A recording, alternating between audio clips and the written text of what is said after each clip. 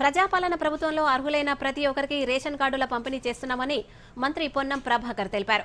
ఇది నిరంతర ప్రక్రియ అని, కొత్త కుటుంబ సభ్యులు పేర్ల మార్పులు చేర్పులు కూడా చేయడం జరిగిందన్నారు.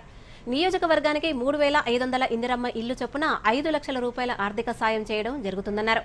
79వ స్వాతంత్ర్య దినోత్సవం సందర్భంగా సిద్దిపేట కమిషనర్ ఆఫ్ పోలీసు కార్యాలయ ఆవరణలోని పోలీసు పరేడ్ గ్రౌండ్లో మంత్రి పొన్నం ప్రభాకర్ జాతీయ జెండాను ఆవిష్కరించారు. అనంతరం పోలీసుల గౌరవ వందనం మంత్రి పొన్నం ప్రభాకర్ స్వీకరించారు. ఈ సందర్భంగా మంత్రి ప్రసంగించారు. ఆర్టీసీలో మహిళలకు ఉచిత బస్సు ప్రయాణం అందిస్తున్నామని, ఇప్పటి వరకు 200 కోట్ల మంది మహిళలు ఉచిత ప్రయాణాలు చేశారని ప్రకటించారాయన.